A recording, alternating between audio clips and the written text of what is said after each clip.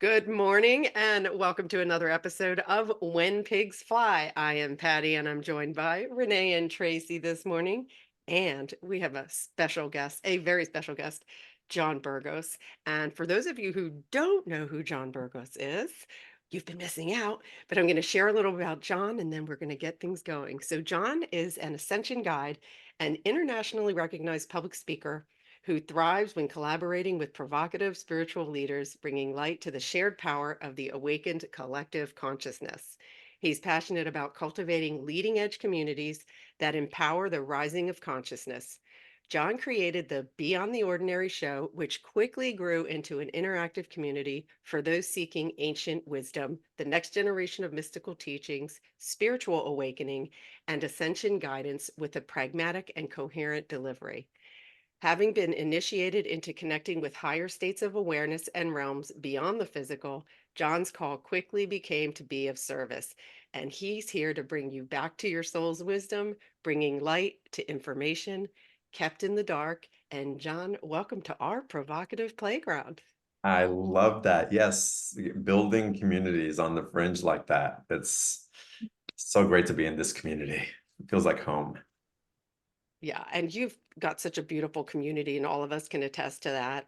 And we want to dig in a little too, and tell us a little bit about Beyond the Ordinary show, and maybe what led to you, what provoked you to start it.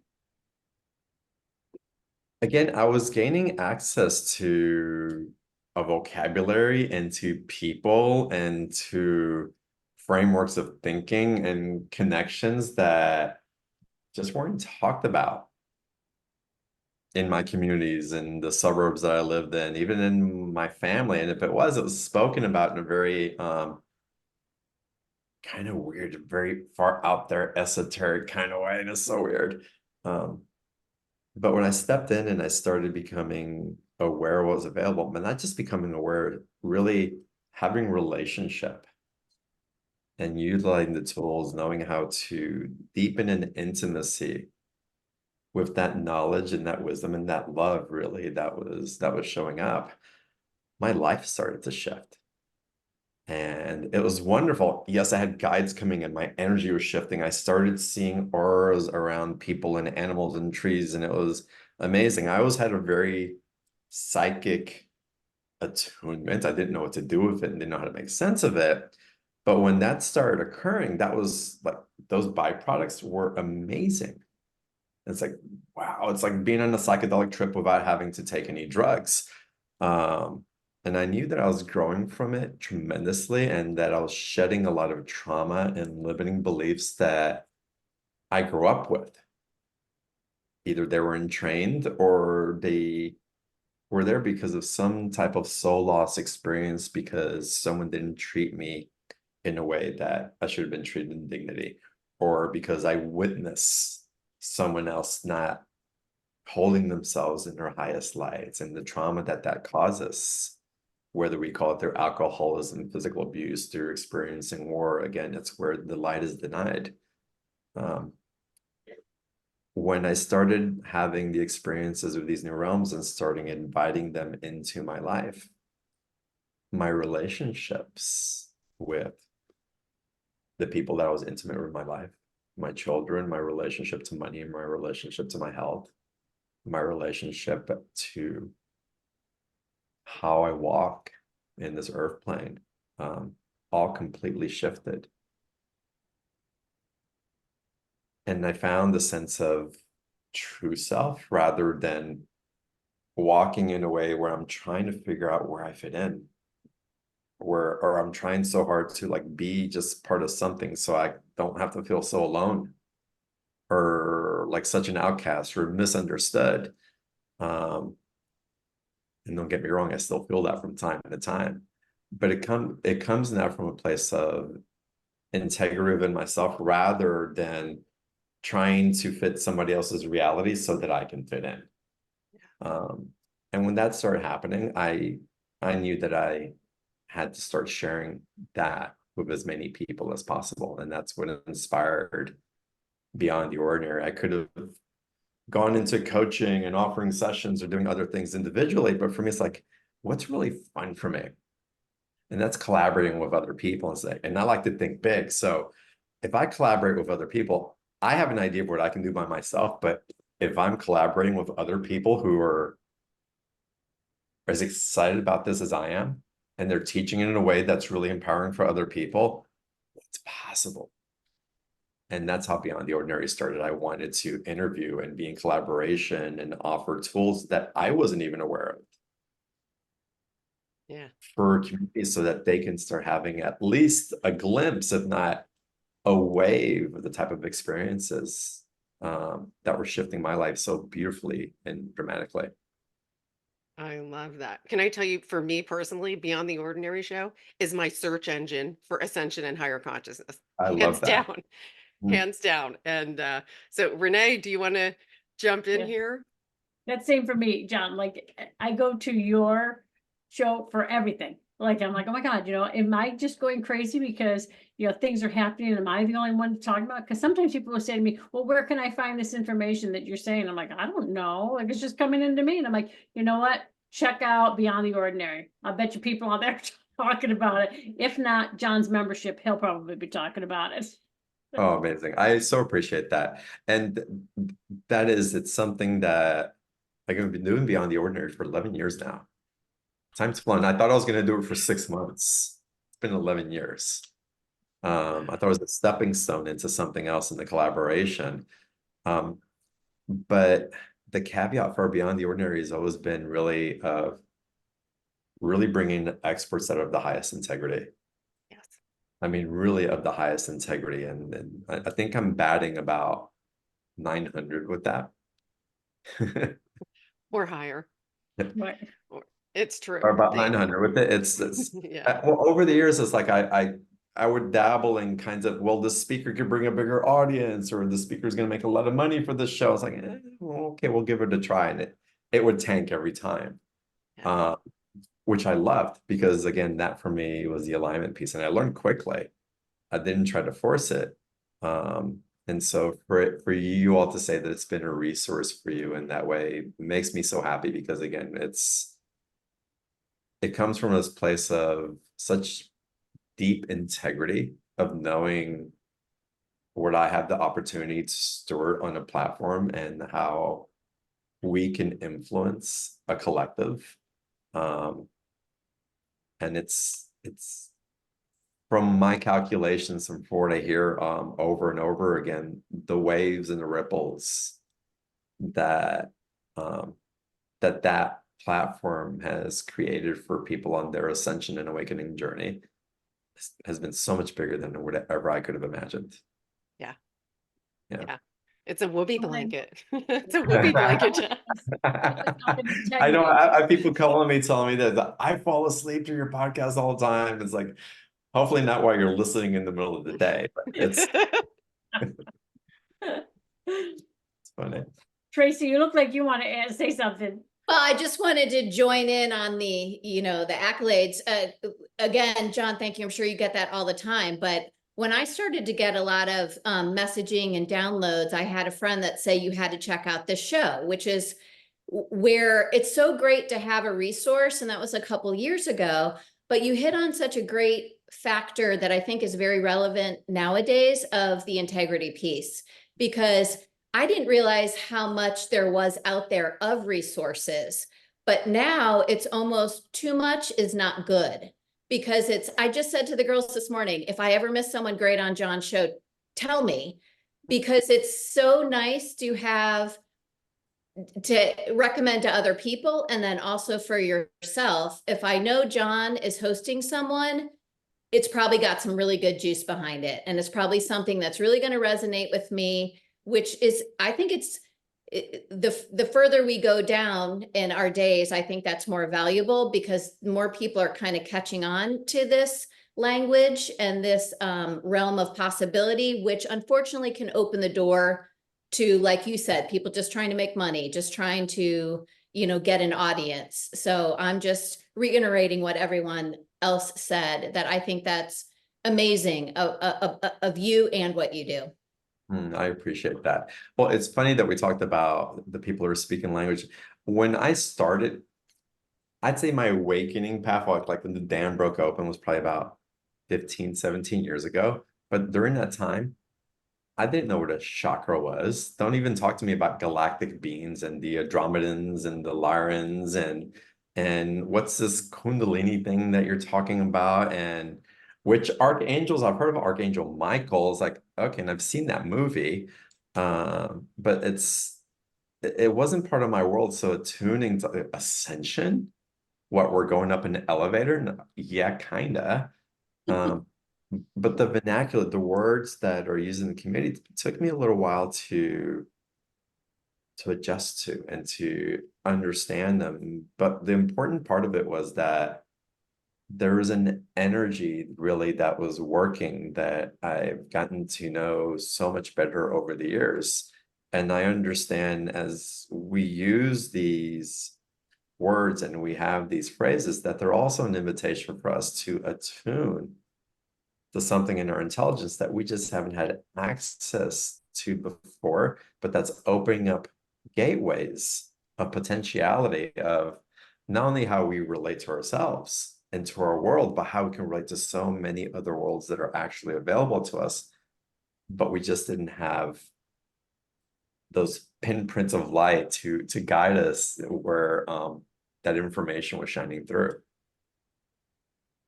Absolutely. I love that because you're right. Like we're not, and I have to always reiterate to my clients in that, like, ask for help. There's all these beautiful beings that are there and this light shining through. And I'm sure you've seen it like through the years of how everything has shifted from when you first started to now. Like, how, everything is how you're navigating through that. And that's what I always love, about you and your show. You're always on that cutting edge. You're always bringing the relevance, speakers and even yourself and what you're speaking about and what's happening in the now, not reiterating all of the old stuff. And I think that's really important. And it just goes to, the credibility of you and staying with the whole energy aspect. And that's what we all have to do. Well, I can tell you it was very selfish to keep doing that. And in all transparency, and I'm sure y'all can relate, I just got bored with the conversation. It's like there's got to be something else. And I'd ask my guys, it's like, if I'm supposed to keep doing this, you need to bring me new speakers that are bringing new information. We call this Beyond the Ordinary for a reason, because it's like and there's so many of us who work at very quick paces. It's like, let's keep moving on. And I mean, there's been speakers who've been on the show for the full 11 years, and they're constantly shifting and growing and expanding and sharing from that place. And then there's some that they're teaching their wheelhouse, and they're in that wheelhouse, and it's beautiful because it gives access to different people in different ways. There's no right or wrong, but for me that advancement, that navigating to those higher octaves of possibility is what drove me. And it's thank goodness, because I think I would just shrivel up if I had to keep doing the same thing over and over again. It's just it's not in my constitution. Yeah, I'll tell you, that's a big draw for me, John, because I love to drink from a fire hose. Yeah, nice. I do. Yeah, And then, through that, you sort it out. And sometimes I'll watch because, oh, this could help a client. Like, okay, yeah. I've been through this process, but wow, this is a new approach that could help someone. And, sometimes a specific person even pops into your head and you go, okay, this is perfect. Go watch this replay and catch up on it. So, yeah, and that's kind of what the intention behind us doing this podcast was, that let's keep it organic and share our journey. So take what resonates, throw the rest out. And very early on, we were hearing, oh, a little bit of what you said and a little bit of what you said really connected with me. And yeah, and it's keeping it fresh and spicy and what's new. And I love hearing that you went through that, learning the language too, right? I remember the first time someone sent me to YouTube to watch somebody was channeling. And the person that sent me there, I called him up and I was like, dude, what is wrong with you? What is this you sent me to? I was flipping out. Months later, I was like subscribing to that channel going, oh, okay. And now it's very common to say, oh, hi, who do you channel? Yeah, yeah. Right. So that was that growth, but having that resource and a place to go and a sense of community and hearing, can you speak to a little bit? One of the things that I love is your audience is growing, like grows with you in such a beautiful way, and the way you support them. I got chills even just talking about it right now, because they'll come in and ask a question, and you find the question that they really want to ask and help them, and you facilitate it in such a beautiful way. Can you Um, speak to some of that? Because that is really so meaningful. And this is why we encourage people in our community. Hey, write in and ask us questions. Tell us what's landing so that we can help facilitate and kind of give you a little more. yeah, it's fun for me. I don't show up for the interviews in a very static type of way. It's like, this is what I'm doing. I'm being interviewing the experts, all this. It's really, for me, it winds up being a collaboration, not intentionally. It's because it's a conversation. We're being real with what's there. With some speakers like Renee, who's been on multiple times, I can just sit back and Renee, you take it. And it's just go, go, go, go, go. And we may like interject and kind of like, well, what do you think of this? How about this other thing and all that? But it's sometimes my job is, and I can't even call it a job. Sometimes the way I get to show up is just so easy and relaxed when someone like Renee's on, because she's so tuned in and just all this. And sometimes I'll have speakers, they'll see a particular spectrum when someone's calling in, and they'll guide in a particular way. But I'll notice like, wait, there's like an opening still there that I don't want to leave the caller just hanging. Um, they ask this deep question. It's very personal, very sensitive, or there's something about their spirituality that I have so much reverence for. So I don't want to leave it just in the loop unless it feels right to be left in the loop, which happens sometimes. Um, and so we'll ask. I have, for some reason, this ability to tap into potentials and to kind of pick out what's there. It's like, oh, how can we ignite that potential by just talking about this one thing? So it becomes this weaving and co-creation where there's a feeling where the heart, at the very least, is received. And from that, the mind can be received with good reason. There's transformation that happens just on a 2-minute caller question. But what's also amazing is that on each of the interviews, like again with Renee, if Renee's on, that we get to have the live Q&A. We get to drop in, okay, what's happening in the energetic field? What are you feeling? What's happening with our limitations? Why am I picking up these fears from the collective? Why are my guides trying to tell me all those things that we talk about? But then there's an opportunity to go deeper with the speaker who's on. And it's in that deepening that so much meeting takes place and transformation becomes available, and that the light really gets to be illuminated, because that intimacy with the speaker who doesn't hold a place of judgment, who's really in their integrity, and the vulnerability and the openness of a client, as much as they're willing to show up in for those sessions afterwards, again, the ripple effects of transformation just become profound. And in that, we're doing our work of living in this beautiful world that we've been gifted to the fullest expression of its beauty in which it's offered in. And from that receptivity, then we can help to be of service to the collective. It doesn't work the other way around for me. It can in fragments, and we can burst it. But when you fill your cup up first and you get to know yourself from that place, and you don't judge yourself from the old places you judge yourself in, when you're awakened within the truth of the beauty of yourself, you can't help but to be a spreader of that beauty. Yeah, so true. We echo that big time. We love, well, let's jump into some. I see Renee smiling. Let's jump into the energetics recently. Like, woo, lots of purging, lots of new illumination coming in. It's right, crazy and fun, and why we're on Mr. Toad's Wild Ride right now.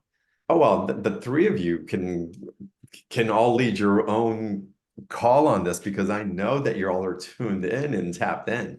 From my perspective, there's such an immense quickening.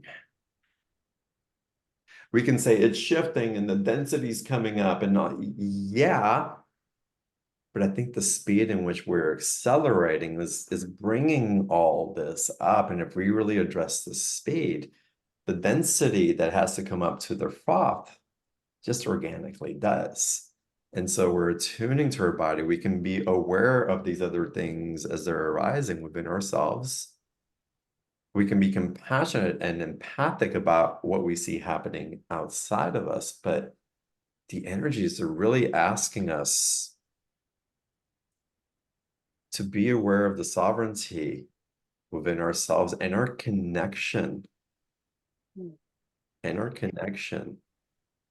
to the divine, in our connection to the truth of who we are. And Unity consciousness. And in the exploration or in the journey towards that, whatever is in alignment with that has to come up, has to be reconciled. It's a natural occurrence. And so with that awareness, if we can see and focus, and we're being asked to do this more and more, to see everything in its beauty and its light, rather than judging for where it's wrong. Yeah.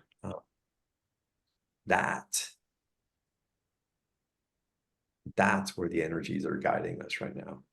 There's no mistaking it. We can interpret it in a lot of different ways, but at the root of it, that's exactly what I say.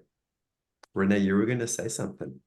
no, yeah, I agree. It is, it's such a thing, but what I was thinking about was for the listeners and all that, because you had mentioned it earlier as well.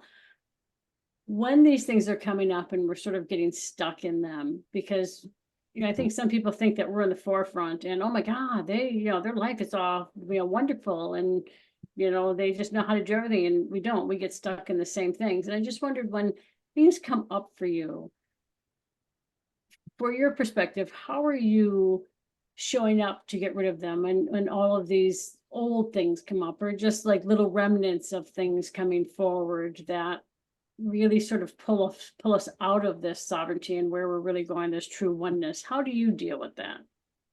There's lots of different things that help tremendously, and it varies according to what's coming up and how I am in that particular day or that particular period, as to what aligns. One of my favorite things to do is to reach out to someone like you, Renee, or some of my other friends have been on the show. Is like, hey, help me process this, or what's coming up, and help me get some clarity, or even bring alignment into this imbalance that I'm feeling within myself. So reaching out to someone that can support, having a mentor or someone that you work with, it's key, because we're all walking each other back home. None of us are doing this solo. None of us. It's when I get triggered in a particular way, it's being aware. It's like, wow, I'm triggered. It's like, oh, I'm in this triggered space, or I'm in this fear place, or I'm in contracted place. And just feeling it and allowing the truth of that truth to run through me first. Is like, let me be with this. Because a lot of us have been taught, if we're in a triggered place, let's avoid it and let's try to go into something else, or make ourselves wrong, or make other people wrong for that trigger. Yeah. There's No, always the outside influence that we're trying to place it on, because that's what we've been taught. Yeah, hold the beach ball underwater. Good luck. Yeah. And so it's like, oh, okay, there it is. And then just being with it. So fear's here. It's like, wow, fear's here. Doesn't feel so great, but we don't get rid of fear. We don't get rid of trauma. We don't get rid of ego. We don't push it away. We don't clear it in a way that it's clearing us. Maybe we cleared the density of the energetic charge that it carries, but we integrate it. It all comes up with us. We're not leaving any part of ourselves behind. That's what unity consciousness is. So again, being present and just, here I am, and breathing into knowing that we're having a nervous system response a lot of times, because again, the body and the mind want to run in a particular direction, fight or flight, and having compassion and teaching your body and your mind to attune, to give it time. Because again, we live in everything where everything comes in 15-second spurts and entertains us. And welcome to, YouTube stories and everything else. It's just an indication of where our minds are. So again, just slowing down enough and to acknowledge, to take responsibility is part of the spiritual maturity that we're navigating through in these times as well. And make no mistake about it, there's a new level of maturity in our consciousness that we're all being called to, all of us. Yeah. We're beyond the 2-3-year-old tantrum of consciousness that we were living in. Some people want to call that patriarchy, the old world, whatever it was. Let me throw and kick and scream, and whoever throws and kicks and screams the hardest gets the attention, gets the money, gets the power. And so we're shifting from that. Another important thing is to learning how to work with the elements to come into balance. And even ritual and ceremony is so important. So I'll have a glass of water that I'll pray into in the evenings sometimes and put my intentions into it. If I have desires for a creation, I'll work with the fire, with the element of fire, and I'll put those intentions underneath a candle and let it burn for it to be received in other places. After a few days, I'll burn it so that elements of air will come in, and I'll notice where each one of those, where my body is in attunement to that particular ceremony. Am I being present with the water? Is the water holding me? Am I trying to hold on to the water, or can I let go of that prayer? Because you can't hold on to water. And so it's a fluid thing. Whatever's gifted to us is fluid. It's not meant to be stagnant for accumulation in this space. So again, the prayer and letting go of the prayer in that way. The writing the intention, the grounding the intention, lighting it, but putting under the fire to give it that kinesthetic energy, to burn it, to bring it alive, for it to be received. And having the prayer of that with your word that we're lighting something up. That's also the sacral chakra coming alive, right? Through that fire element. Then burning it after a few days. And letting the air take it. And as I burn it, where's my mind?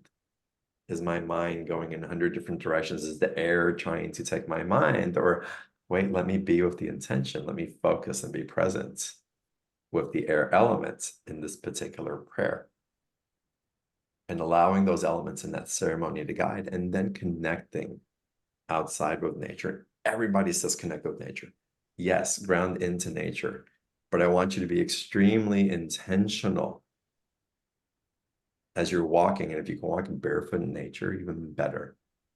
And take your 5-10 minute walk and really commune with her.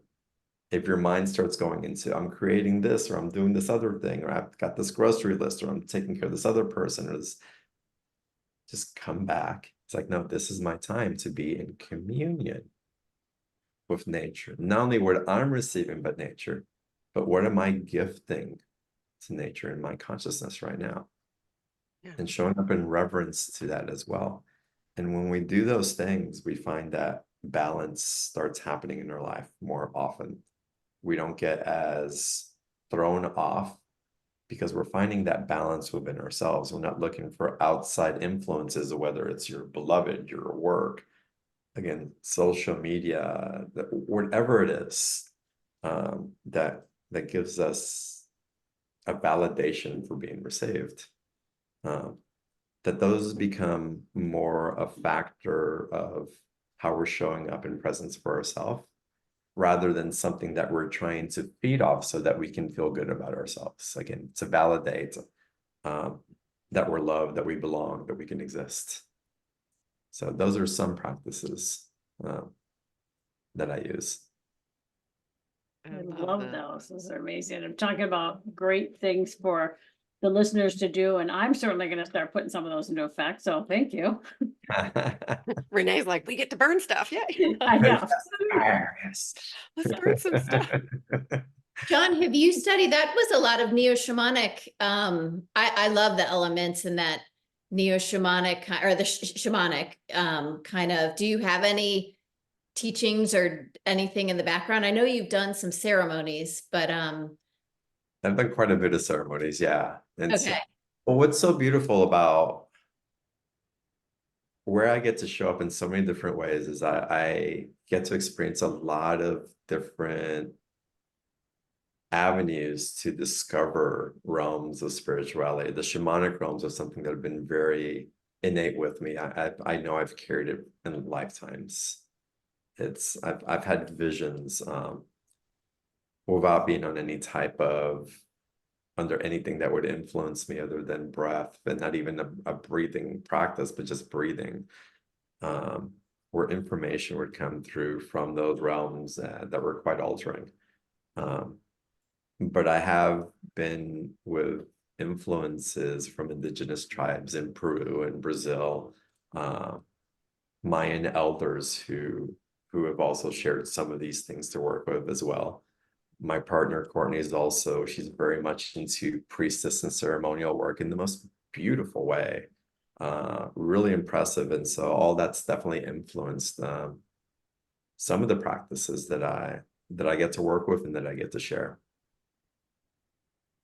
And I'm curious because I've noticed that nature is really responding really well lately. Like it's almost as if nature's hearing us and really opening up a flow of information and intelligence. Have you noticed the same thing? Like it's just so much more amplified and powerful in the past few weeks, months, even.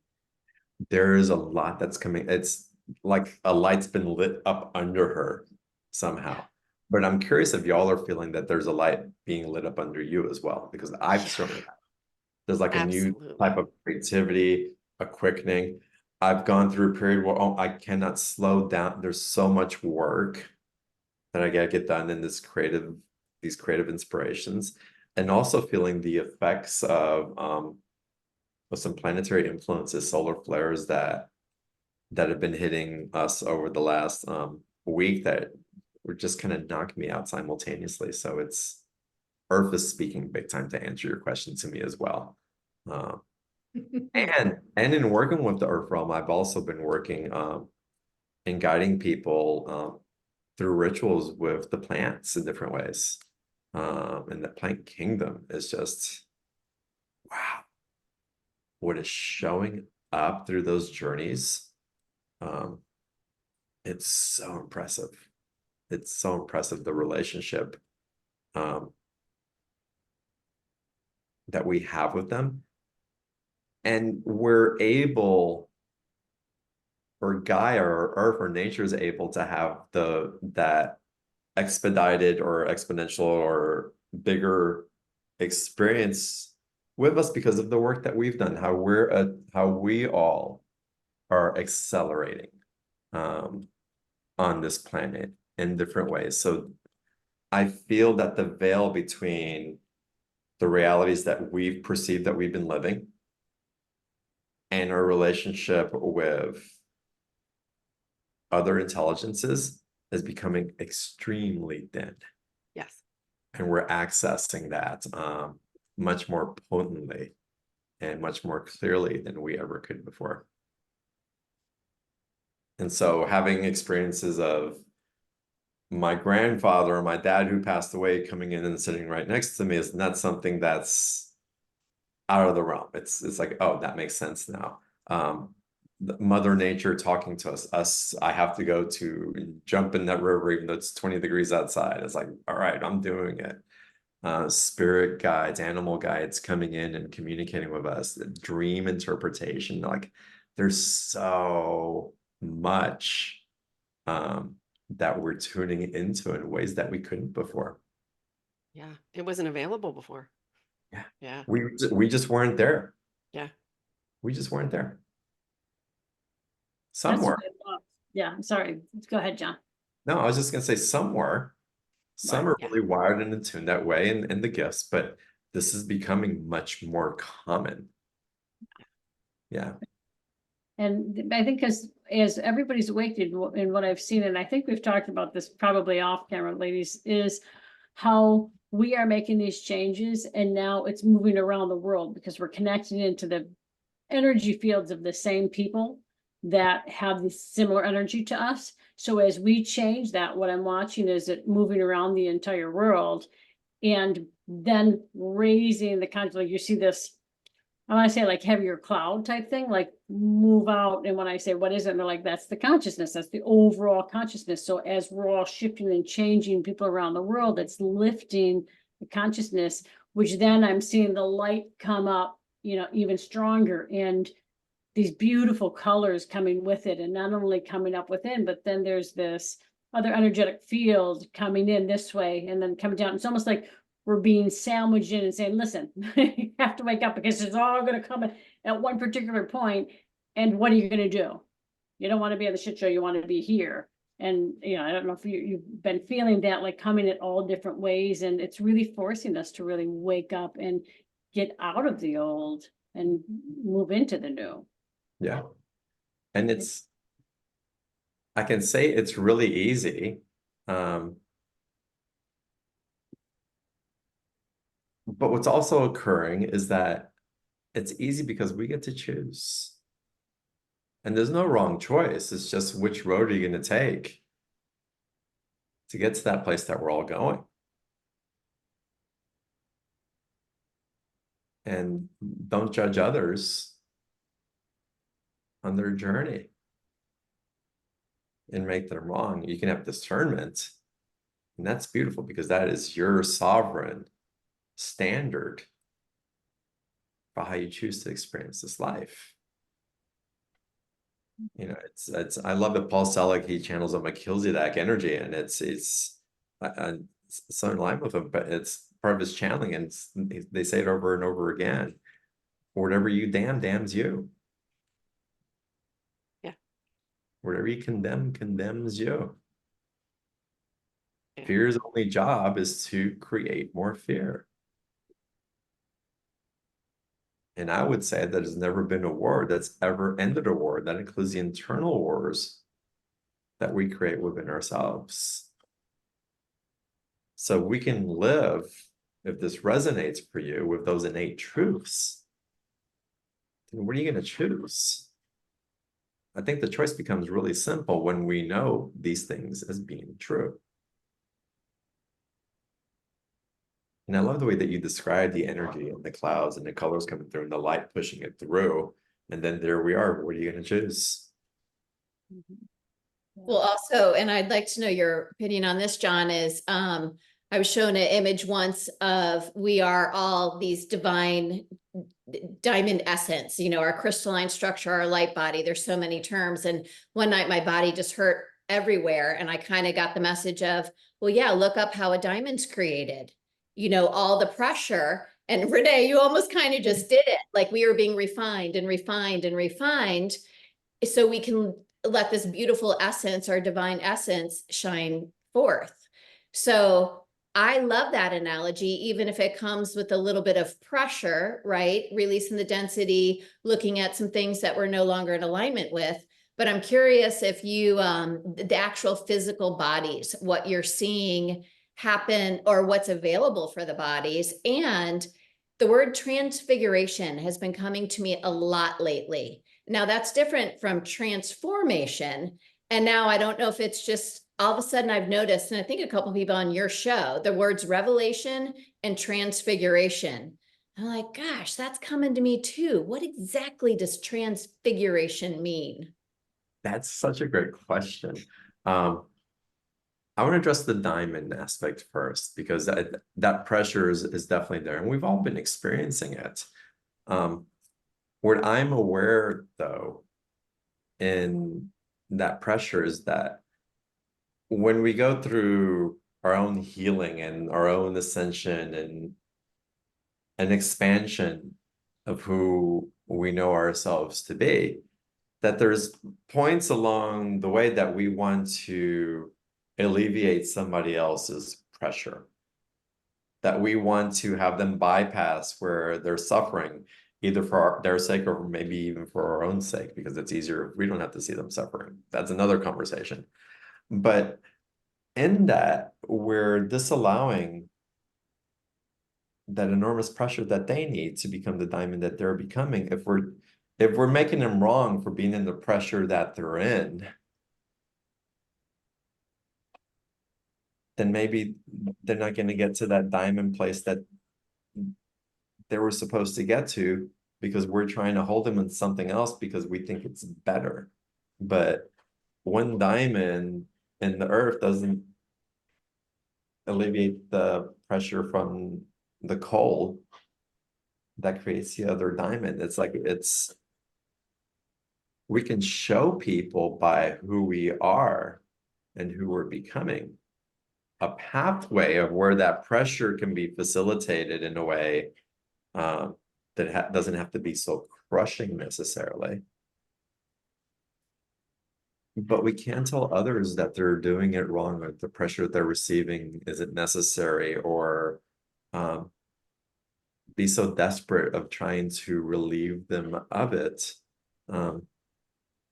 Because the crucial step can be taken out along the way. And we have to know that even that pressure that they're feeling or that we're feeling truly has a purpose. It really is here for us in the greater scheme of things. And we can be just in the awe and curiosity and the innocence of not knowing what it is, but also being in curiosity how it's going to find its way back to the glory that it is. And so the transfiguration part, what does transfiguration mean to you? I'm so curious. Mine was more that a transformation is changing, going under change, but a transfiguration was really reconfiguring everything, like from a rudimentary foundational point to really like a completely different thing. That's kind of what I got. And then I started to jam out on, oh, I don't know, be a bionic woman. Like, I'm going for the gold on this one. I want to fly. So I love how you're explaining that, because what comes up for me as you're saying it in this transfiguration, we've been building our lives according to certain structures that have been in place, how we've known them, how we've understood them to be, and how we related to those things. And we're at a point in the shift of the energetics and what's becoming available in consciousness where history can no longer dictate how we build in the future. So there's a transfiguration of the belief systems on which we held them, what we have grasped for, so that we could recreate a similar experience and hope that we have some type of satisfaction, at the very least safety from that recreation. And that doesn't work for us anymore. That history, if you will, that karma has died. We've graduated beyond that. And the transfiguration is we're going into new places of where we're constructing with new materials. We talked about this all last year. Renee, you were such a beautiful part of the conversation last year on the show, where we know that we can't build from the but we don't know how we're building in the future either. It's like this kind of space in between seemed a little precarious, because it was just a big I don't know. I know I can't go that way back, and I don't know how quite to build forward quite just yet, because I can't bring anything from my past in, other really than the wisdom that I've gained along the way, and the love that I've accumulated through my awareness and my capacity to receive and to be it.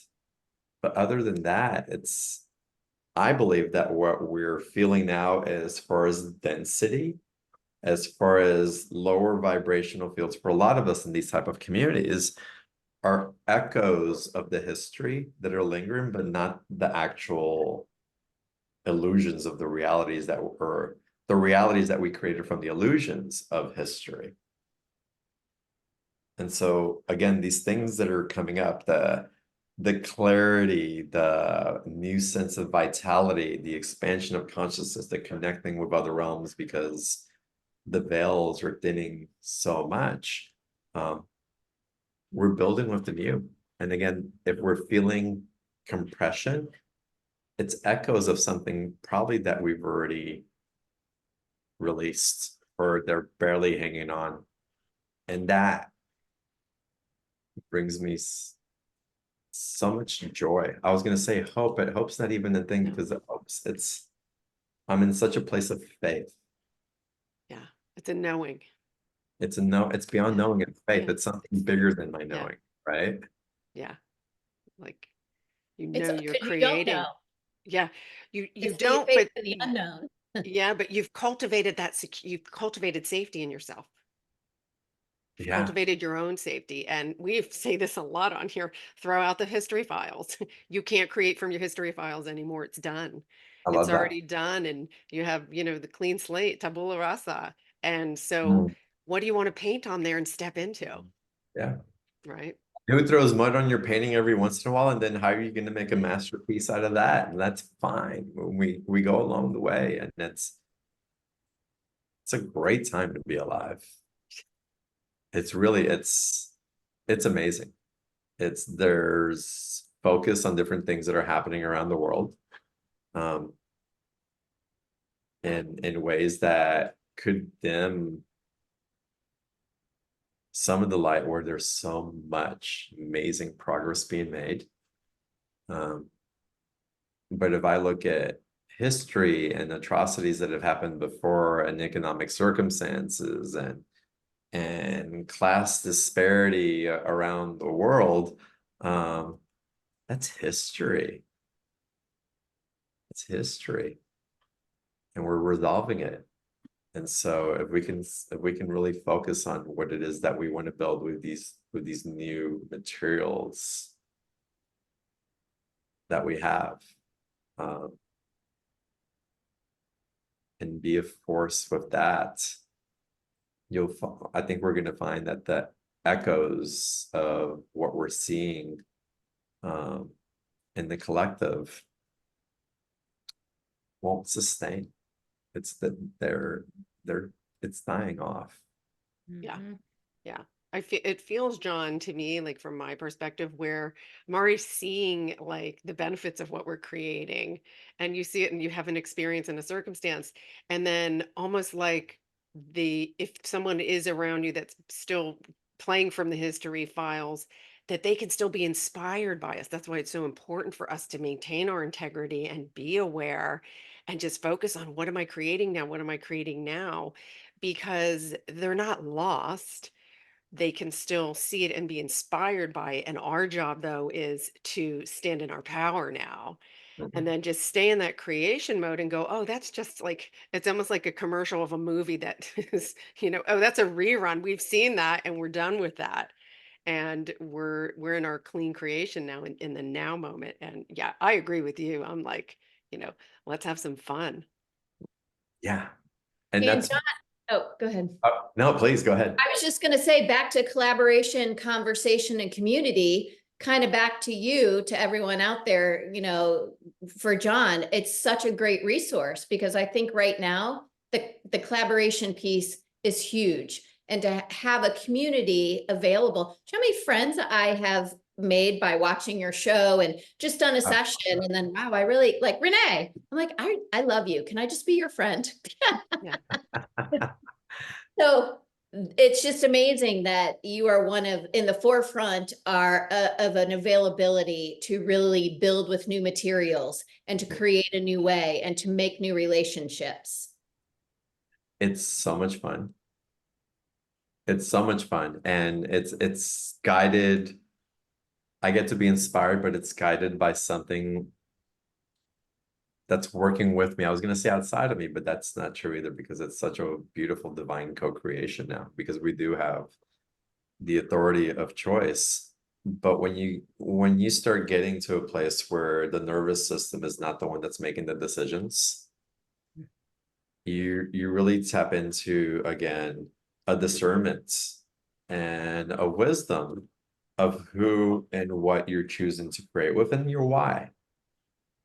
And when that shows up, it's the barriers that we had for those collaborations and creations get removed. Like the barriers around money, the barriers around time, the barriers around access. It's you'll find that slowly or maybe quickly, depending on how it's showing up for you, that which is truly for you just really gracefully manifests because it wants to be gifted to you. Love wants to, there's so much love that is ready to be flooded into your life right now. And the only thing that's preventing it is that we have to titrate it into our being as we learn how to receive,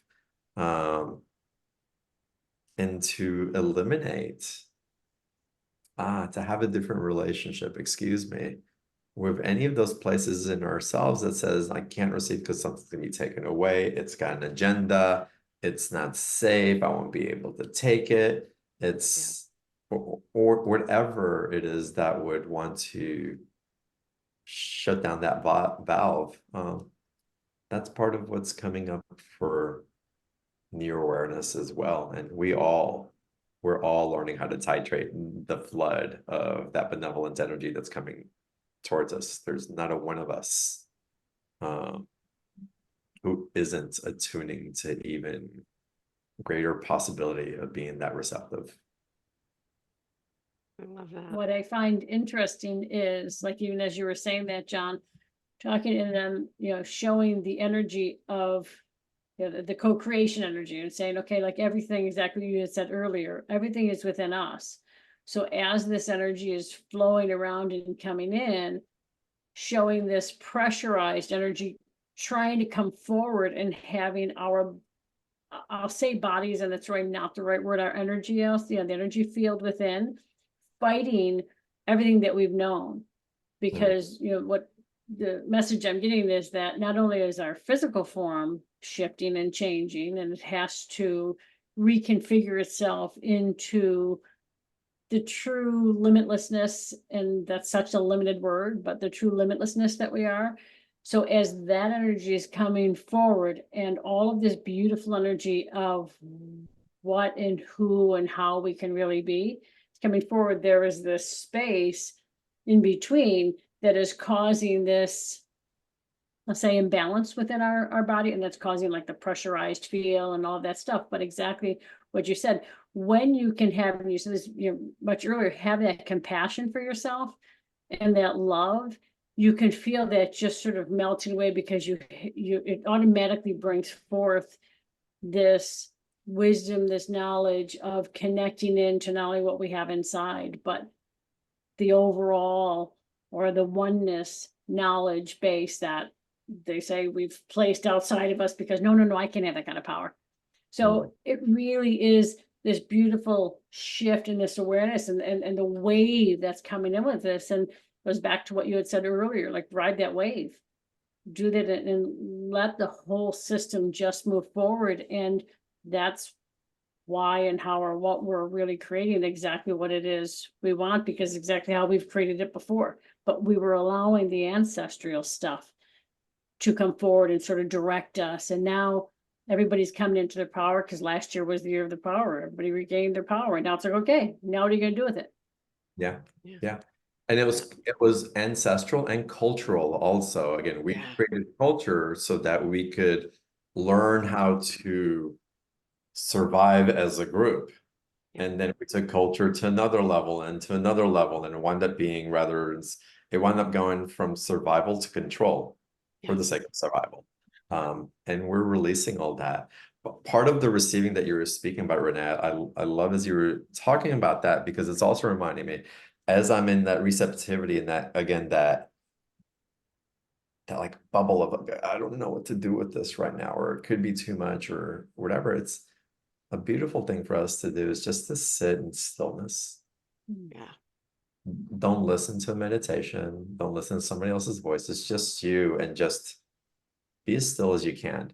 A great practice also is if you're sitting in, I'll call that a meditation, but it's not a meditation. It's just stillness. But if you're sitting with your palms up and you have a thought that comes in, flip your hand over. Patty, you've probably heard me say this on the shower too. That's a beautiful practice. And that disrupts the mind so that the thought can pass and you can get back to the stillness.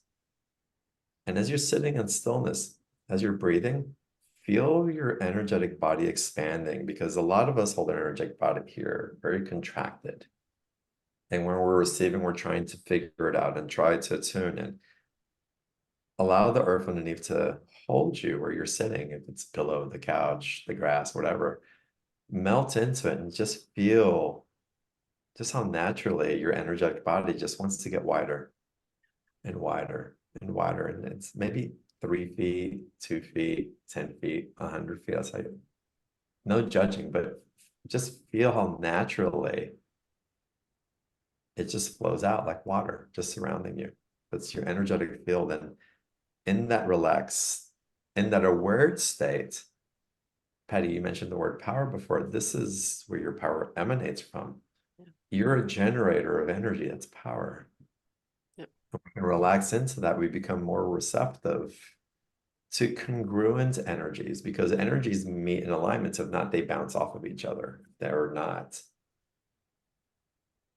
of equal source. And so as you relax inside, you really start attuning into receiving what's truly in alignment for you. It's a source of power in which you're connecting to, we can call it your higher self, your guides. We can call it the intelligence of Gaia. But you realize that all that connection is all happening inside of you, not as a stimulus outside of you.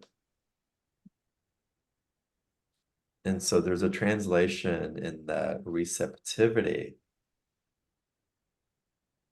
that allows for a state of peacefulness that engenders the receptivity, because now we're not trying to fight it because we're trying to figure out. Now we're trusting our body instead of not trusting our body to receive it because it's too much. And you may find that when you do that, that you'll walk away from that 2 to 10 to 30 minute time of yourself like you just came off of some type of psychedelic journey. Just feeling like you're floating a foot above the ground. And this is, again, you being in your own energy. What you're feeling is the potency of that lifting you up. You're feeling the truth of what's actually happening, because none of us at any point, and this is science, are really touching anything. There's a buffer of energy in between everything, but we have the perception that we're touching it. So we're actually tuning into the reality of us floating on an energetic sphere on a continuous basis. And the receptivity, when we have that awareness, becomes something really fun to play with. And it just feels amazing. It brings us back into balance.